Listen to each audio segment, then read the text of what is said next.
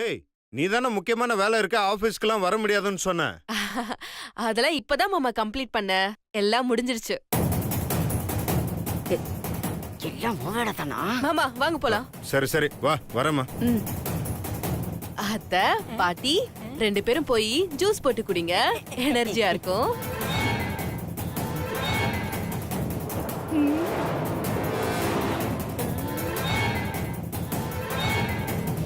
ஐயோ, இவ வேற ஒலை கொதிக்கிற மாதிரி கொதிச்சிட்டு இருக்காளே. இன்னும் இவ என்ன பண்ண போறாளோ? பேசாம இவகிட்டயும் பைத்தியம் மாதிரி நடிச்சிட வேண்டியதுதான்.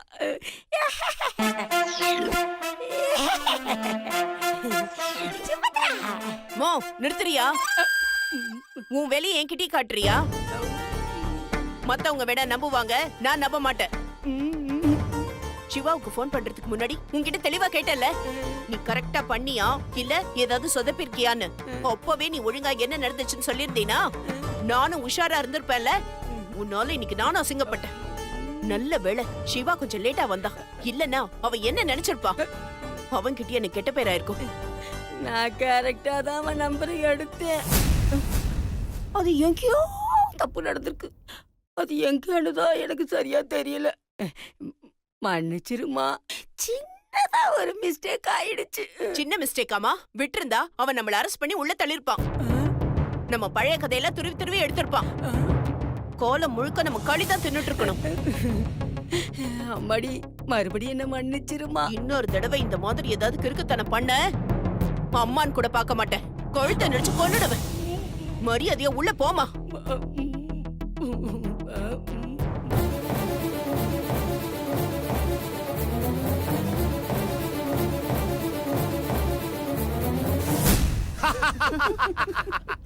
சார், நீங்க உண்மையிலேயே பெரிய ஆள் தான் சார். யா அங்க உட்கார்ந்துகிட்டு இங்க நாங்க பேசுறத வச்சு யார் யார் என்னென்ன பண்றோம்னு புட்டு புட்டு வைக்கிறீங்களே sir. Super sir. Hello sir, இருக்கீங்களா? ஐயோ, சிவா சார் வந்துட்டாரே. ரஞ்சித் சார் இருக்கீங்களா? லைன்ல இருக்கீங்களா? இருக்கேன். இருக்காரு. ரஞ்சித் சார், நடந்த எல்லாத்தையும் பத்தி சொல்லிட்டீங்க. நடக்க போறது என்னன்றத சொல்ல முடியுமா? இப்பதானே உங்க பின்னாடியே ஒரு ஆபத்து காத்துக்கிட்டு இருக்கு. அதுவும் உங்க உயரதிகாரி ரூபத்துல காத்துக்கிட்டு இருக்கு. ஆபத்தா? எனக்கா? அதுவும் ஏன் உயர் அதிகாரியா? நானே ஒரு பெரிய உயர் அதிகாரி. எனக்கு மேல எவன்டா அது உயர் அதிகாரி? பாஸ், நீங்க தான். உங்களுக்கு மட்டும்தான் அந்த தகுதி இருக்கு பாஸ். இங்க வா பாஸ். ஏய், என்ன ஆளு ஒருத்தன் சிக்குன உடனே அவனை வச்சு எல்லாரும் சேர்ந்து அரட்டை அடிச்சிட்டு இருக்கீங்களா? வேலை நேரத்துல அப்படியே சேட்டிங்க. பாஸ், நம்ம ரஞ்சித் சார் தான் பாஸ் கால் பண்ணாரு. என்னது? என்ன சொல்றீங்க ரன்பீர்? ரஞ்சித் போன் பண்ணானா? ஆமா மேடம். என்ன சொன்னா? இன்னும் சொன்ன பேசாம இரு. அட போங்க மாமா, நீங்க சொல்லுங்க ரன்பீர். மேடம், ஐயோ சான்ஸே இல்ல மேடம். நேத்து நீங்க சொல்லும் போது கூட நான் நம்பல. ஆனா இன்னைக்கு நான் நம்புறேன் மேடம். அவரு குரலை வச்சு எல்லாத்தோட ஜாதகத்தையும் சொல்றாரு மேடம். எனக்கு தெரிஞ்சு இவ்வளவு துல்லியமா யாருமே ஜாதகத்தை சொன்னதே இல்லை மேடம். ஜாதகத்துல மட்டும் இல்ல, எல்லா விஷயத்திலுமே ரஞ்சித் சார் சும்மா பட்டைய கிளப்புறாரு.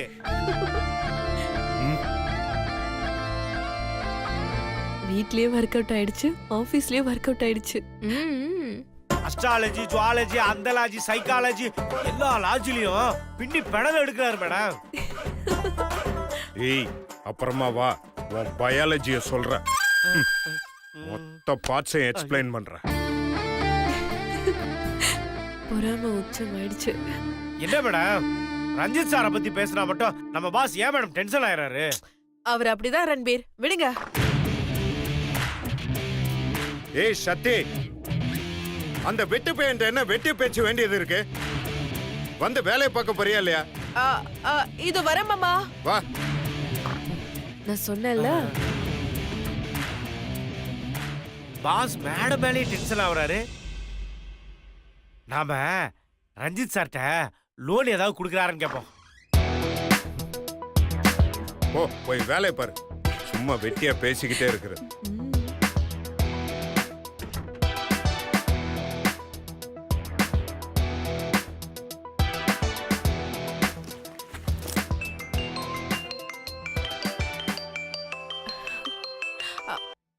சொல்லு ரஞ்சித். என்னடி செம்ம கடுப்பாயிட்டாரா? அதெல்லாம் ஒண்ணு இல்ல. சரி, ரன்பீர் வந்தானா நீ திரும்ப திரும்ப ரஞ்சித்தை பத்தி பேசிக்கிட்டே இரு. சரி சரி ஓகே, நான் வச்சிடுறேன்.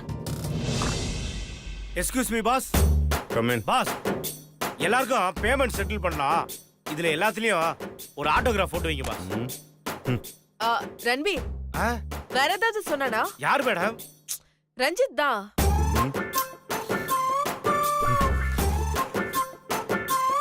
அவரா? அவர் நிறைய சொன்னாரு மேடம். ஐயோ, அவர்கிட்ட பேசிக்கிட்டே இருக்கலாம் போல இருக்கு மேடம். செம்ம ஜாலி பர்சன். நான் தான் சொன்னேன்ல, அவங்க கிட்ட ஒரு தடவை பேசினா போதும், திரும்ப திரும்ப பேசிட்டே இருக்க தோணும். தோணும்.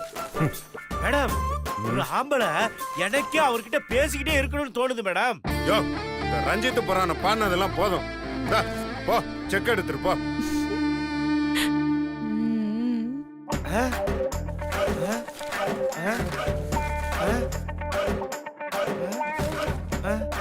ஐயோ பாஸ், ஆ? இத நான் அப்படியே கொண்டு போய் பேங்க்ல போட்டேன்னு வச்சுங்க, மோசடி வழக்குல உங்களை உள்ள தள்ளிடுவானுங்க. ஏயா அக்கவுண்ட்ல காசு இல்லையா? பாஸ், நம்ம கம்பெனில காசுக்கா பஞ்சம். சக்தி மேடம் புண்ணியத்துல கம்பெனி நல்லா இருக்கு. ஆனா நீங்க தான் செக்ல ரஞ்சித் கையெழுத்து போட்டிருக்கீங்க பாஸ். ரஞ்சித் சைன் மிஸ் மேட்ச்னு சொல்லி எல்லா செக்கையும் ரிட்டர்ன் பண்ணிடுவாங்க. பொருளாதார குற்றமாயிரும் பாஸ். பொருளாதார குற்றமா? அப்படின்னா இத பாருங்க, எக்கனாமிக்ஸ் அஃபென்ஸ். ஆமா.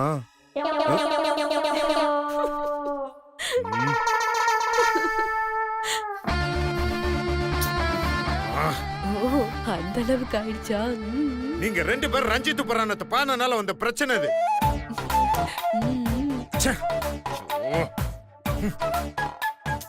ரன்பீர் நீங்க சொல்லுங்க, வேற என்ன சொன்னா? ஏய் ஏய், இப்பதானே மிஸ்டேக் ஆச்சு, மறுபடியும் அவன் புராணத்தை பாடணுமா?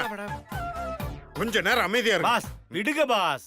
மேடம், அவர் இன்னும் 6 மாசத்துல இந்தியா வராராம். இந்தியா வந்ததும் பெரிய கம்பெனி ஓபன் பண்ண போறாராம். விருப்பம் இருந்தா என் கம்பெனில வேலைக்கு சேர்ந்துக்கன்னு சொல்லிட்டாரு. குறிப்பா இன்டர்வியூ வேணவே வேணான்ட்டாரு. அப்படியா? அதுக்கு நீங்க என்ன சொன்னீங்க ரன்பீர்? வேணான்னு சொல்லிட்டேன் மேடம். ஏன்? என்ன இருந்தாலும் விசுவாசம் விட்டு போயிருல மேடம். வெளியில அதிகமா சம்பளம் கொடுத்து என்ன கூப்பிட்டாலும் எங்க பாஸை விட்டு நான் போகவே மாட்டேன் மேடம். எனக்கு எங்க பாஸ் தான் மேடம் முக்கியம். நான் மட்டும் இதை சொல்லல மேடம், ஆபீஸ்ல இருக்க எல்லா ஸ்டாஃபும் இதத்தான் சொல்றாங்க. அதுக்கு அவரு சம்பளம் கூட இன்னும் 5000 ரூபாய் ஏத்தி தரேன்னு சொன்னாரு. ஆனா நாங்க தான் வேணாம்னு சொல்லிட்டோம். யோ ரன்பீர், நிஜமாவே நீ போக மாட்டேன்னு சொன்ன? ஆமா பாஸ்.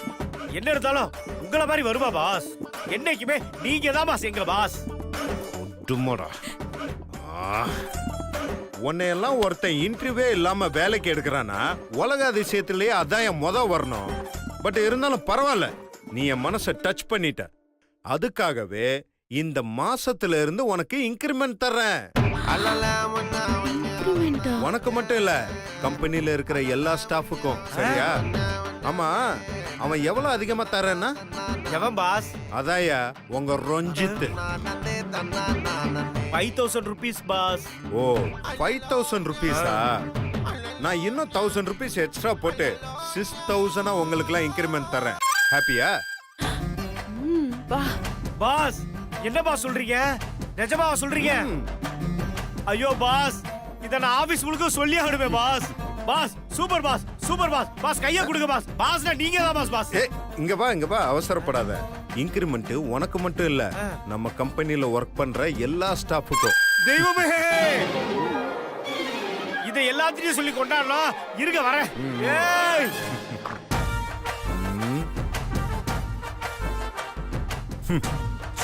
கம்பெனி ஆரம்பிச்சு வேலை போட்டு தராங்க, அதுவும் இன்டர்வியூ வைக்காம.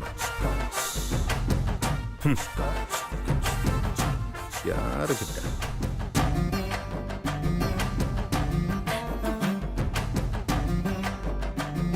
பரவாயில்லையே, ரஞ்சித் பேர் கேட்டாலே பயங்கரமா எமோஷனல் ஆகுறாரு. ஏ சங்கீதா, ராதிகா, லலிதா குட்டி, ஏ சுரேஷ், செந்தில், வாங்க வாங்க வாங்க, எல்லாரும் வாங்க.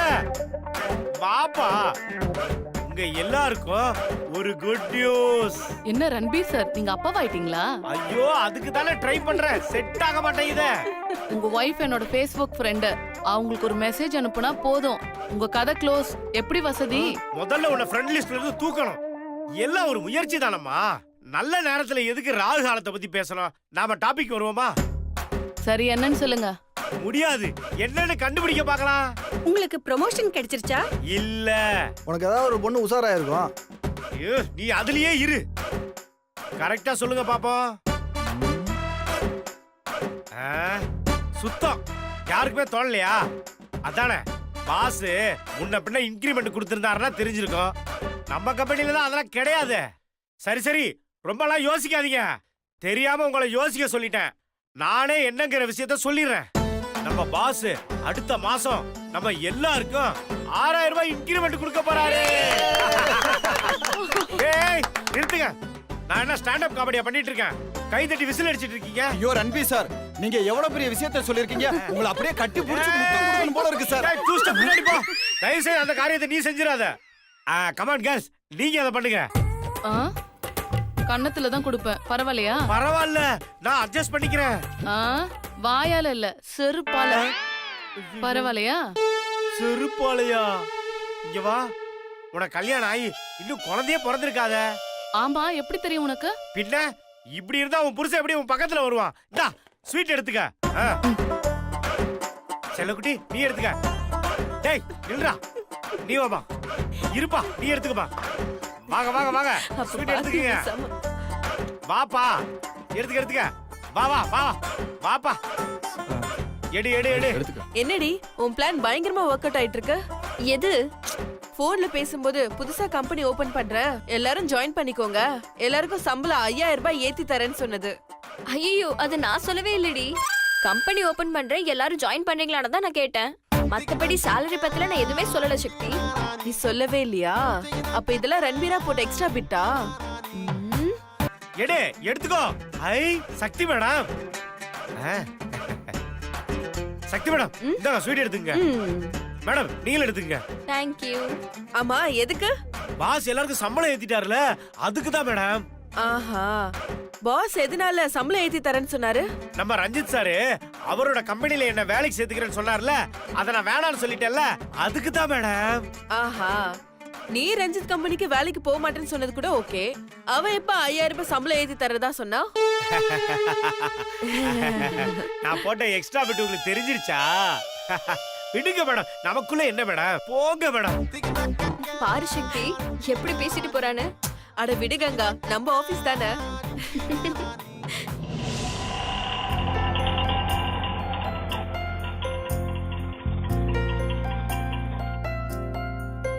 தம்பி கொஞ்சம் வெயிட் பண்ணுங்க, நாங்க உள்ள போயிட்டு வந்துறோம். அட்ரஸ் கரெக்ட் தானே? ஆமா சார், நீங்க கேட்ட சுபத்ரா கேட்டரிங் சர்வீஸ் அட்ரஸ் இதான் சார். வாமா. அம்மா மா, நீங்க தானே சுபத்ராவை ஃபங்க்ஷனுக்கு இன்வைட் பண்ண வந்தவங்க? என்ன இவங்க சுபத்ராவை இன்வைட் பண்ண வந்தவங்கன்னு சொல்றாங்க? அதானே, ஒருவேளை கம்பெனி தான் அப்படி சொல்றாங்களோ. என்ன நான் கேட்டதுக்கு பதில் சொல்லாம உங்களுக்குள்ளேயே பேசிட்டு இருக்கீங்க?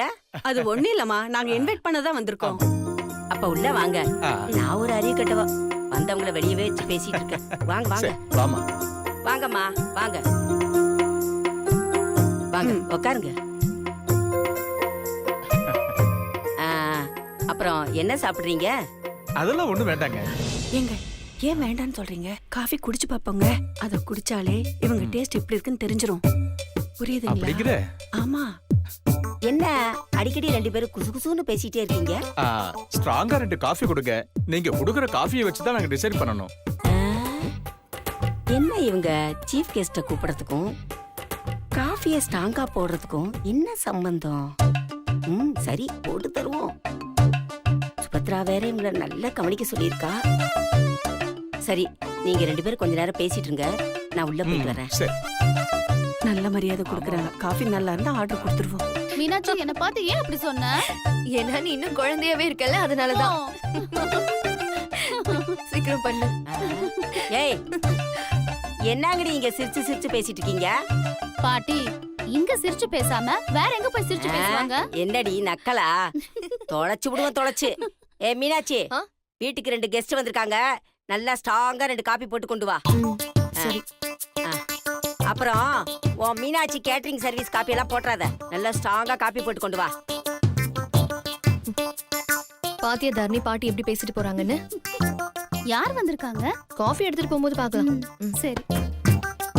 ஓகே ஓகே, அதுக்கு தான் வந்திருக்கோம். சரி, நான் அப்புறம் பேசுறேன். ஒரு 5 நிமிஷம் வெயிட் பண்ணுங்க, காபி கொண்டு வந்துருவோம். சரிங்க, நாங்க வெயிட் பண்ணியே குடிக்கிறோம். ஆமா, ஃபங்க்ஷன் என்னைக்கு வச்சிருக்கீங்க? அடுத்த மாசம் 3ஆம் தேதிமா. ஓ, அடுத்த மாசமா? அப்ப ஒண்ணும் பிரச்சனை இல்ல. ஆமா, ஃபங்க்ஷன் எங்க நடக்குது? எஸ்கே மஹால், போரூர்ல மேடம். மகாலா? ஏன், ஏதாவது ஒரு பெரிய ஸ்டார் ஹோட்டல் நடத்தலாமே. அப்பதான் என் பொண்ணுக்கு ஒரு பெரிய கௌரவமா இருக்கும். வாஸ்தவம் தாங்க, எங்க பட்ஜெட்டுக்கு ஏத்த மாதிரி தானே செய்ய முடியும். ஆமா, இந்த ஃபங்க்ஷனுக்கு மொத்தம் எத்தனை பேர் வராங்க? சொந்தக்காரங்க ஃப்ரெண்ட்ஸ் எல்லாம் சேர்த்தா ஒரு 500 பேர் வருவாங்க. ஓ, 500 பேரா?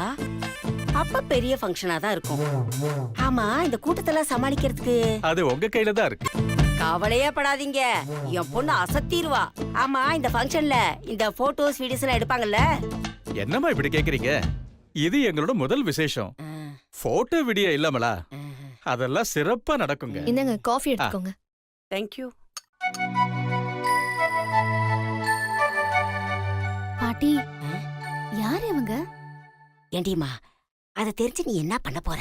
சும்மா சொல்லு பாட்டி. அது உன் அம்மாவை சீஃப் கெஸ்டா இன்வைட் பண்ண வந்திருக்காங்க. அம்மாவியா? அம்மாவை எதுக்கு சீஃப் கெஸ்டா கூப்பிடுறாங்க? ஏய், என் பொண்ணுக்கு என்னடி குறைச்சல்? அவ ராணி மாதிரி. இந்நேரம் அவ எப்படி எப்படியோ வாழ்ந்திருக்க வேண்டியவா. உங்களை எல்லாம் வளர்க்கறதுக்கு அவ வாழ்க்கையே தியாகம் பண்ணிட்டு உட்கார்ந்துருக்காடி. காஃபி நல்லா இருக்குல்ல? ஆமாங்க, சூப்பரா இருக்கு, ரொம்ப பிடிச்சிருக்கு. காஃபி ரொம்ப நல்லா இருக்குமா? Thank you. ஆமா, நீங்க தான் சமைப்பீங்களா? ஆமா. அப்ப எங்க ஆர்டர் உங்களுக்கு தான்.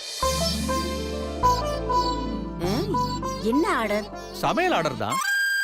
சமையல் ஆர்டரா? ஆமா. அப்போ என் பொண்ணு சுபத்ராவை நீங்க சீஃப் கெஸ்டா இன்வைட் பண்ண வரலையா? நாங்க சுபத்ரா கேட்டரிங் சர்வீஸ்க்கு ஆர்டர் கொடுக்க வந்தோம். என்னது சமையல் ஆர்டரா? ஏந்திரிக்க முதல்ல 2 பேரும். பாட்டி, இவங்க ஆர்டர் கொடுக்க வந்திருக்காங்க. ஏய், நீ உன் வேலையை பத்தி போடி. இது என்ன வீடா இல்ல சத்திரமா? கண்டவங்கள உள்ள வரதுக்கு? ஏப்பா, நீ வேற இடம் பாத்துக்க போ. பாட்டி, பாட்டி, என்ன பாட்டி? என்ன பாட்டி நீங்க? அவங்க எங்களை பார்க்க வந்திருக்காங்க. உங்களுக்கு பிடிக்கலன்னா நீங்க பேசாம உள்ள போய் உட்காருங்க. எங்க வேலையை தயவு செஞ்சு கெடுக்காதீங்க. இந்த விஷயம் மட்டும் அவருக்கு தெரிஞ்சதுன்னா அவரு ரொம்ப டென்ஷன் ஆயிடுவாரு. யாரு? சுந்தரா? அவன் பெரிய இவன். அவன் என்ன பண்றான்னு நானும் பாத்துறேன். ஏய், என்ன இன்னும் நின்னுட்டு இருக்கீங்க? போங்க வெளியில முதல்ல. பாட்டி, ஏமா, உங்களுக்கு ஆர்டர் கொடுக்கலாம் இருந்தா நீங்க ரொம்ப ஓவரா தான் பேசுறீங்க. யாருக்கே வேணும் ஆர்டர்? போயா இங்க இருந்து. என்ன இப்படி இன்னொரு தடவை இங்க வந்தீங்க? தொலைச்சு விடுவோம், தொலைச்சு. நீ வா.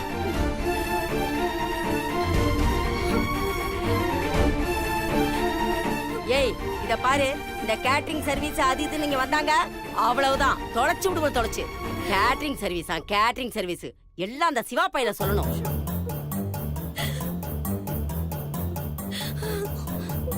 வர வர இந்த பாட்டி புத்தி ரொம்ப கெட்டு போச்சு. நீயே மீனாட்சி சும்மா விட்ட? வச்சு 2 வாங்க வேண்டியதானே? வந்த ஆத்திரத்துக்கு எனக்கே அடிக்கணும் போல இருந்துச்சு. இவங்களெல்லாம் அடிக்கிறதுனால இவங்க புத்தி மாற போறது இல்ல. அடிச்சு எல்லாம் புத்தியை மாத்த கூடாது தாரணி. இவங்களெல்லாம் ஜெயிச்சுதான் புத்தியை மாத்தணும். வேலையும் வீடும் ஒன்னா இருந்தா இப்படிதான் நடக்கும். முதல்ல இதுக்கு ஒரு முடிவு எடுக்கிறேன். அப்பதான் இந்த வேலையை சரியா செய்ய முடியும்.